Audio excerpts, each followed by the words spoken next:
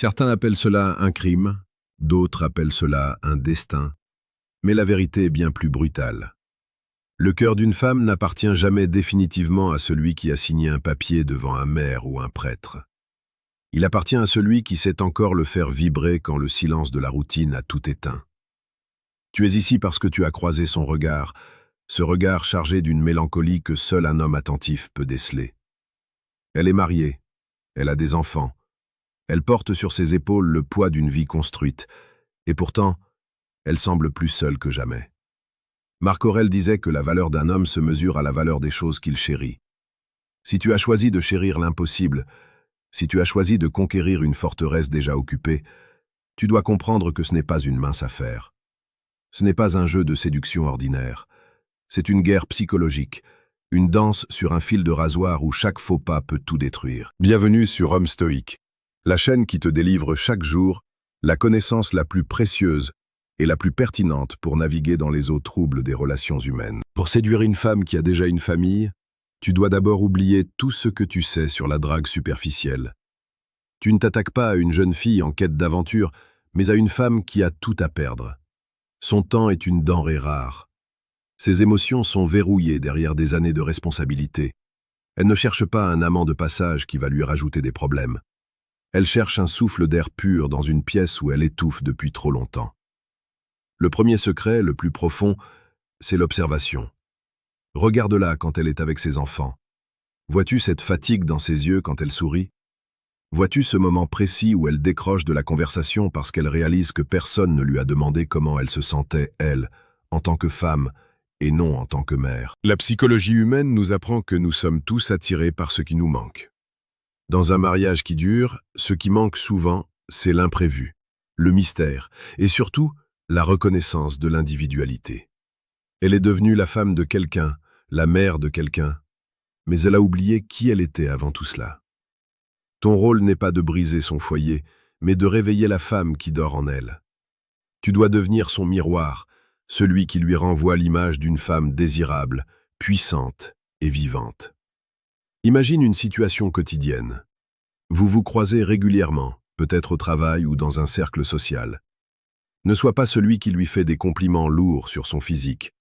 Sois celui qui remarque un changement subtil dans son humeur. Dis-lui « Je vois que tu portes le monde sur ton dos aujourd'hui, et pourtant tu restes d'une grâce absolue. » Cette phrase est une clé. Elle ouvre une porte que son mari a probablement fermée il y a des années. Il est crucial de comprendre que sa priorité absolue restera ses enfants.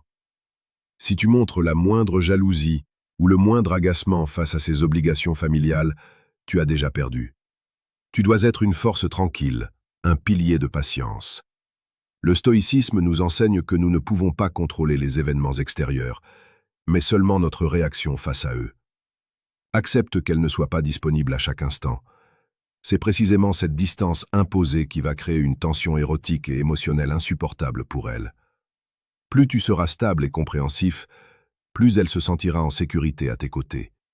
Et la sécurité pour une femme mariée est le préalable indispensable à l'abandon. Avant de continuer dans les profondeurs de cette stratégie, je t'invite à poser une pierre à l'édifice. Si tu sens que ces mots résonnent en toi, laisse un commentaire maintenant pour dire ce que représente pour toi la loyauté envers ses propres désirs. Ta participation aide cette communauté d'hommes à grandir. N'oublie pas de t'abonner à Homme Stoïque pour ne rien manquer de nos analyses quotidiennes. Pour aller encore plus loin dans la maîtrise de tes instincts et de ton pouvoir de conviction, j'ai mis à ta disposition un outil radical. Tu peux cliquer sur le deuxième lien en description pour télécharger ton exemplaire du manuel brutal du séducteur stoïque. C'est un guide qui ne fait pas de cadeau, mais qui te donnera les armes nécessaires pour obtenir ce que tu veux sans jamais perdre ta dignité. Reprenons. La séduction d'une femme mariée passe par une communication subliminale. Tu dois apprendre à parler à son inconscient. Dans la vie de tous les jours, elle gère tout. Elle est le chef d'orchestre d'une maison. Lorsqu'elle est avec toi, elle veut pouvoir lâcher prise. Elle veut que tu prennes les rênes, mais avec une douceur infinie. Le romantisme ici n'est pas fait de bouquets de fleurs clichés, il est fait de présence de qualité. Une heure passée avec toi doit être plus intense que 10 ans de mariage. Tu dois être capable de l'écouter comme si elle était la seule personne sur Terre. Pose-lui des questions sur ses rêves oubliés, sur ce qu'elle voulait devenir avant que les obligations ne prennent toute la place. En faisant cela, tu crées un espace sacré, un jardin secret où elle peut enfin respirer. L'explicite ne réside pas dans les mots vulgaires, mais dans l'intensité des silences. Lorsque tu la regardes, ne détourne pas les yeux. Soutiens son regard jusqu'à ce qu'elle sente cette chaleur monter en elle. C'est dans ce silence que se joue la véritable séduction. Tu lui fais comprendre sans dire un mot que tu connais son secret, que tu connais son désir et que tu es prêt à l'accueillir. La psychologie de la frustration est un levier puissant. Ne te donne pas tout de suite. Sois présent, puis retire-toi. Laisse-la face au vide de sa routine. Elle commencera à comparer la fadeur de son quotidien avec l'étincelle que tu as allumée. C'est à ce moment-là qu'elle commencera à fantasmer sur toi, non pas comme un simple amant, mais comme un sauveur émotionnel. Prenons un exemple concret. Imagine que vous preniez un café ensemble. Le ton doit être sérieux et profond. Parle-lui de la vie, de la mort, de la brièveté de l'existence. Rappelle-lui que nous n'avons qu'une seule chance de ressentir les choses intensément. Sénèque disait que la vie est longue si l'on sait l'utiliser. En lui insufflant cette philosophie, tu l'amènes à réaliser que sacrifier son bonheur personnel sur l'autel d'un mariage morne est une tragédie. Tu ne la pousses pas à l'adultère par vice, mais par une quête de vérité et de passion. Tu dois être celui qui incarne cette vérité. Ton attitude doit être irréprochable. Sois un homme d'honneur, un homme de parole, un homme qui inspire le respect.